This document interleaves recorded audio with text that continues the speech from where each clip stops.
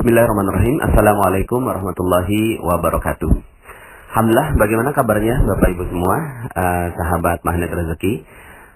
Semoga Anda selalu dalam keberkahan dan lindungan Allah Subhanahu wa taala, ya. Dan semoga materi Magnet Rezeki bisa merubah kehidupan Anda menjadi manusia yang jauh lebih baik dan rezeki Anda mengalir seperti air bah. Bapak Ibu, kali ini saya ingin menyampaikan tentang materi Law of Projection. Sebenarnya materi ini sudah saya sampaikan dalam beberapa tulisan, ya, dan juga tersebar dalam beberapa audio. Tapi nampaknya perlu saya fokuskan pada satu audio tersendiri agar Anda memahami konsep dasar dari magnet rezeki, ya. Karena konsep dasar dari magnet rezeki ini adalah Law of Projection, ya. Nah, Bapak Ibu, mari kita bahas. Bayangkan sebuah proyektor, ya. Jadi sekarang ini kan mudah ya menemukan proyektor di setiap kelas kita. Sekarang ini ada proyektor.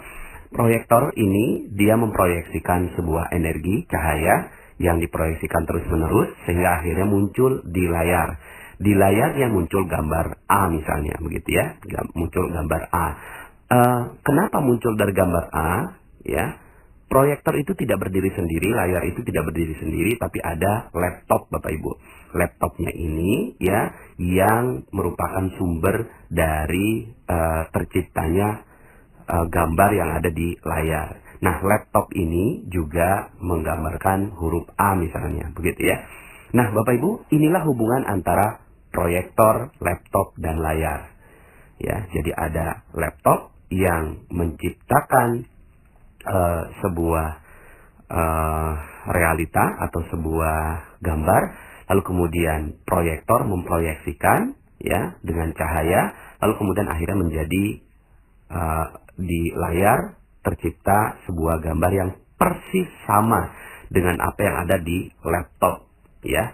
Nah, ketika misalnya gambarnya dirubah ya apa yang ada di laptop, misalnya tekan spasi gitu ya. Kalau dalam PowerPoint kan tinggal dipencet spasi maka berubah. Nah, berubah jadi gambar B misalnya gitu ya. Di laptop gambarnya B. Maka sepersekian detik ya muncul juga di layar gambar yang sama, yaitu gambar B. Nah, ini namanya Law of Projection. Bapak Ibu, dalam kehidupan kita terjadi juga hal yang demikian. Law of Projection itu berlaku di dalam diri kita. Ini yang menjadi rahasia sehingga akhirnya banyak orang tidak memahami ini sehingga akhirnya hidupnya tidak mudah untuk dikendalikan. Ya, oke, kita lihat bahwa proyektor kita bawa kemana-mana Bapak Ibu. Ya, nggak perlu dicolok, dia selalu menyala Bapak Ibu. Ya, sadar nggak sadar, suka nggak suka, tidur berbaring dan seterusnya, dia tetap memproyeksikan. Proyektor itu namanya otak Bapak Ibu. Otak kita yang ada di atas itu adalah proyektor. Tapi dia tidak berdiri sendiri Bapak Ibu. Otak kita ini dikendalikan oleh yang namanya laptop. Laptop di dalam tubuh kita, di dalam diri kita itu namanya pikiran, perasaan, dan spiritual. Ya, ini satu paket Bapak Ibu ya. Nanti saya akan jelaskan tentang hal ini. Tapi coba kita fokus pada pikiran dulu. Nah, laptopnya adalah pikiran kita ya. Pikiran kita mengirimkan sinyal-sinyal ke otak kita memproyeksikan sehingga akhirnya menjadi layar kita. Nah, layar inilah yang namanya nasib kehidupan kita ya. Jadi layar inilah nasib dari kehidupan kita ya. Nah, Bapak Ibu perhatikan ini. Ketika apa yang ada di dalam pikiran kita, maka itulah yang akan menjadi realita di dalam nasib kita. Ini sudah menjadi hukum Law of Projection. Hukum dari proyeksi. Laptop kita gambarnya A, maka layar juga A. Sama dengan hidup kita Bapak Ibu. Pikiran kita A, maka nasib kehidupan kita adalah A. Pikiran kita B, maka nasib kehidupan kita B. Ya, maka dengan memahami konsep Law of Projection ini, Anda bisa mengendalikan kehidupan Anda, Bapak Ibu. Andalah yang mengendalikan kehidupan Anda. Andalah yang mengendalikan bagaimana rasa kehidupan Anda. Andalah yang mengendalikan bagaimana nuansa kehidupan Anda. Andalah yang mengendalikan nasib kehidupan Anda. Di dalam Al-Quran, hal ini disebutkan di dalam surat Ar-Ra'd. A'udzubillahi minasyaitonirrajim. Innallaha la yughayyiru ma biqaumin hatta yughayyiru ma bi anfusihim. Sesungguhnya Allah tidak merubah nasib. Nasibnya di sini layar, Bapak Ibu. Sesungguhnya Allah tidak merubah layar nasib satu kaum, ya, atau kehidupan satu kaum, nasib satu kaum, ma biqaumin hatta, sehingga yughayyiru ma bi anfusihim, sehingga dia merubah apa yang ada adalah bi anfusihim, jiwanya. Jiwa ini nggak kelihatan, Bapak Ibu. Nah, jiwa inilah pikiran, perasaan, dan spiritual. Nah, ketika laptopnya berubah, pikirannya berubah, jiwanya berubah, maka nasibnya berubah. Ini sudah menjadi hukum yang Allah tetapkan di dalam Al-Quran, ya. Nanti saya akan jelaskan perbedaan antara nasib dengan takdir, Bapak Ibu, ya. Nah, saya mau bicara tentang nasib dulu. Maka Bapak Ibu, ya, apa yang ada dalam pikiran kita, itulah yang mengendalikan seluruh kehidupan kita. Ya, makanya jangan heran kalau seandainya saya katakan bahwa, saya kok berani sekali gitu ya, mengatakan bahwa Anda memahami materi magnet rezeki, maka hutang Anda lunas. Ya, kenapa kok begitu? Ya, karena, ya, di dalam pikiran kita utang.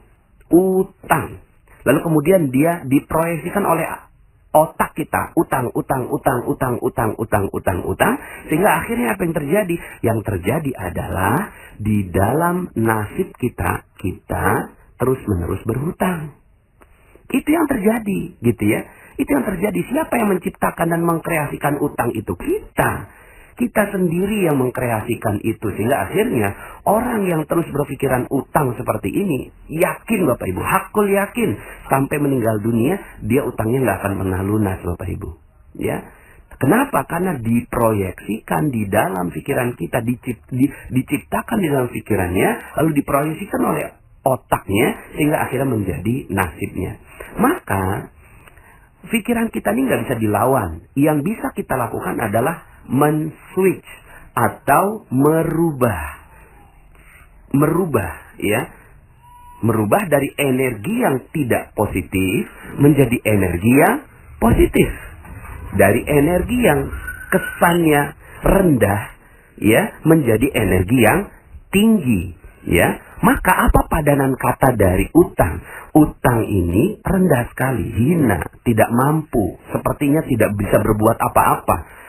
Maka switch, Bapak Ibu. Apa yang ada dalam pikiran kita switch menjadi amanah, gitu ya. Anda tolong bisa dengarkan audio saya kembali, lunas hutang seketika, ya. Nah, Bapak Ibu, dengan men-switch ini, maka apa yang ada dalam pikiran Anda yang tadinya utang, Anda tekan spasinya menjadi amanah. Lalu kemudian pikiran Anda, otak Anda memproyeksikan amanah.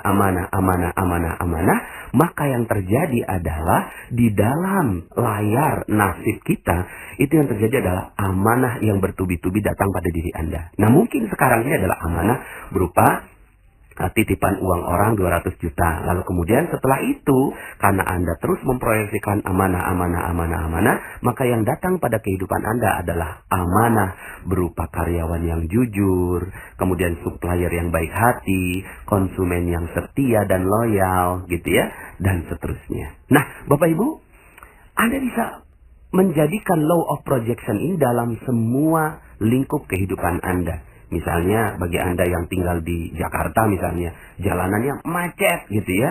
Nah, macet itu Bapak Ibu adalah apa yang ada dalam realitas gitu ya. Nah, ini saya jelaskan tentang realitas. Realitas itu ada dua Bapak Ibu.